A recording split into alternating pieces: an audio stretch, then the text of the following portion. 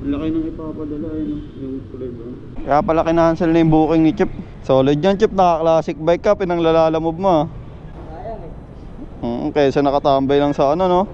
3699 no? Marikina, no? Santa Quiteria to? 3699, halos isang linggo mo na din yun no? If minimum yung kinikita mo. Yung mga sir, check nyo na yung rider things natin. Baka nandito na yung mga kailangan nyo. Yung link nasa comment section or description. Ride safe and grind well mga boss. Alright mga tol, it's another day, another grind. Sama-sama na naman tayong tatagos sa Tumal, Nilalamogs. Alright. Kumusta kayo no? Sana yung mga grind nyo is good shit. Sobrang tumal, hirap. Wala lang, hirap lang.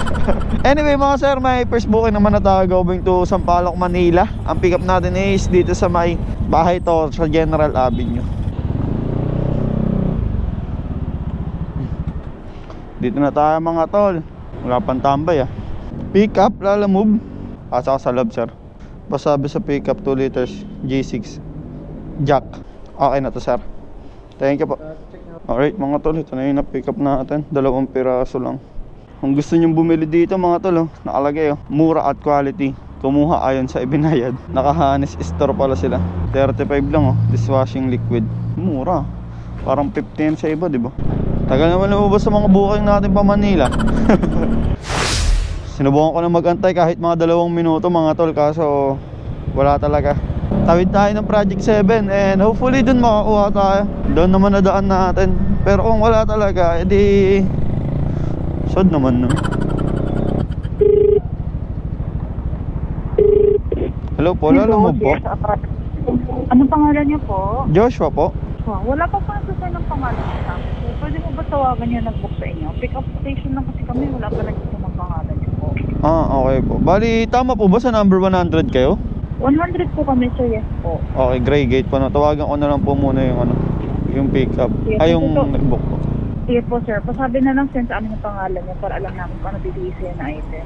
Sige po, thank you po. Yes. Hello po, Lalamove po. Hello. Dito na po kasi ako sa may pick up. Hinahanap po ata nila yung name nung magpipick up po sana. Pabigay daw po. Okay, sige. Saglit lang. Thank you po. Pick up, Chip. Lalamove. Thank you, Chip. A few moments later.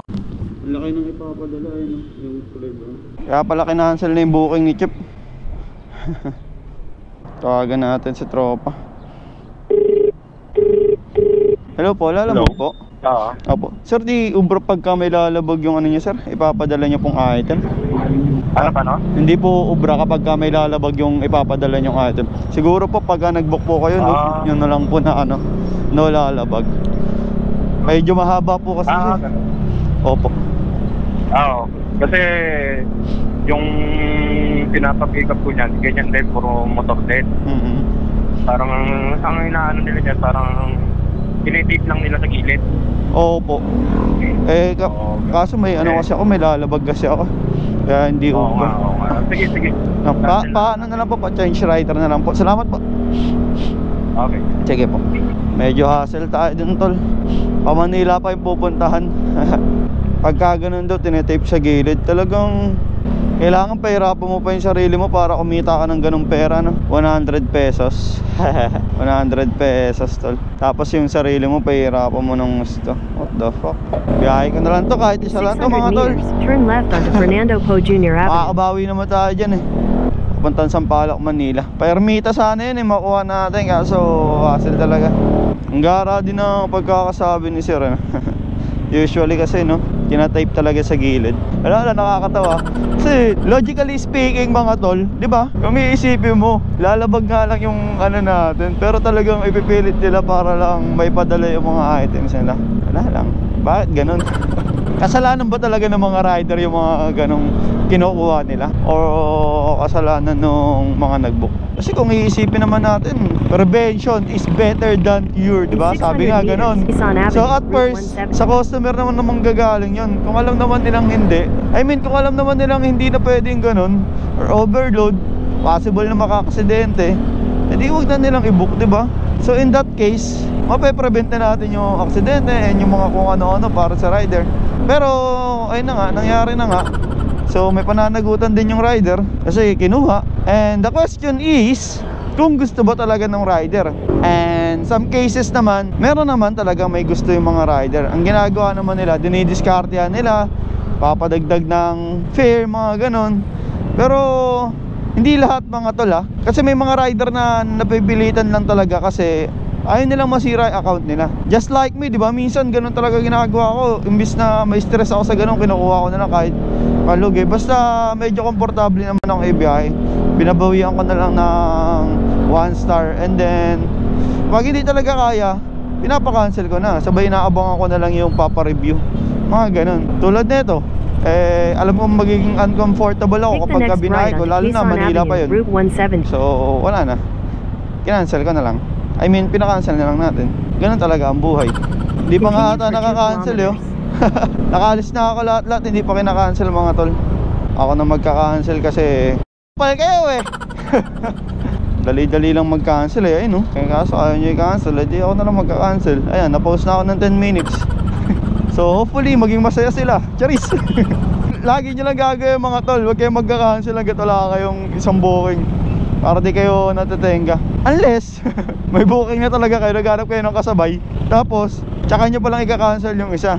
Eh di mas lalo ka maiinis, lalo kung malayo yung pupunta mo, di ba? Eh buti ito, Sampaloc, Manila lang, malapit lang. 5 kilometers na lang natitira sa akin kasi nga binebay ko na. Ayun, medyo goods. Medyo goods na Lasma. Anyway, sakto lang naman yan. Pagkatapos natin i-deliver to is babalik na sa atin yung order taking kasi 11 minutes to and 10 minutes yung time natin sa suspend or sa post. Your destination is on the right. Dito na tayo mga tol. Saktong-sakto, zero na yung ano natin oh. Ito mamo, Gcash na lang daw yung payment mga tol. Ngayon may pipick upin tayo mga tol, mag-aabono tayo ng 3.7. And warehouse daw yung pagpipick upan dito. Sure buyer naman daw to. So tignan natin mga tol. Ini-screenshot ko na lang din yung kaninang booking para just in case, di ba, na di pa sila makapagbayad. Puntahan natin to, 3 kilometers mga tol. Mag-aabono tayo dito ng 3K mahigit. May 150 kasi ano eh, additional eh. Kaya goods eh. Sipin mo 150 plus yung in additional, tapos may plus 50 pa sa buy for me. Eh warehouse naman yung pagpipick upan, so I think it's good no.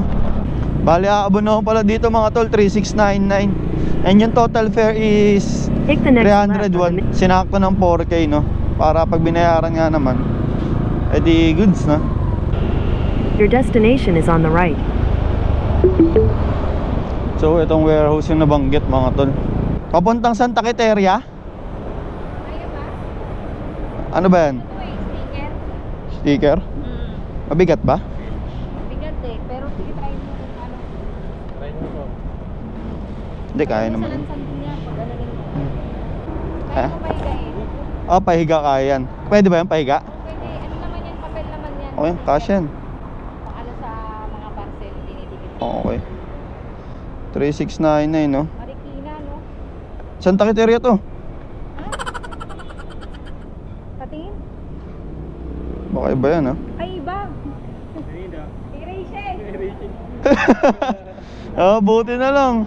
Sorry sir, di ko kasalanan yun sir ha. Muntik pa natin madala ibang parcel eh.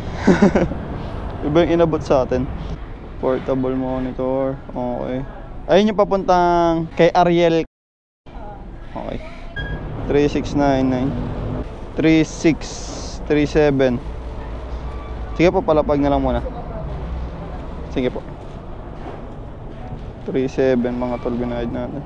May piso pa daw ako, sabi ni madam. Okay, hinahanap ko yung wallet ko. Ito pala. Portable monitor. Okay na po ito. Thank you po. Solid yan chip, naka-classic bike ka, pinanglalalamove mo ha. Kaysa nakatambay lang sa ano no. Oo. Basta malalapit lang, pwede na yan. Rides lang eh. Alright mga tol, ito yung pick up naman tayo. Portable monitor yung na-pick up natin. Going to Santa Quiteria yun, Caloocan South. Puntahan na natin to mga tol. Let's go. Sir, ingat sir. Tara mga tol, biyahin na natin to. Hindi na magkaanong malayo no? Halos double fare na din naman to. Nasa 300 mahigit. Gusto ko sanang lumapit, kundi lang sa... Going to Santa Quiteria tayo mga boss, for 300 pesos from G. Araneta going to Santa Quiteria. Nag-abono tayo ng 3699 and total fare na babayaran sa atin dito mamaya is 4,000 sarado. So let's G. Alright mga tol, malapit na tayo. Sobrang smooth lang ng tinakbo. Speechless. Tayo ng vlog yan, speechless. Anyway, pambawing booking na kasi natin to eh. Di na natin siya nasabayan kasi di rin goods yung biyahe papunta dito talaga, Santa Quiteria. Pwede pa kung bagong baryo, ganun. So wala tayong nakuha pa bagong baryo eh. Pwede din naman kasi sana tayong dumaan dun eh. Di-deliver kay Ariel. Turn right Okay na onto po. Mars, then your Thank you po. destination will be on the left. Mukhang kilalang kilala si Chip dito. Your destination is on the left. Ayun na ata si sir. Lalamove sir. Okay na po ito. Opo, 4K. Thank you po.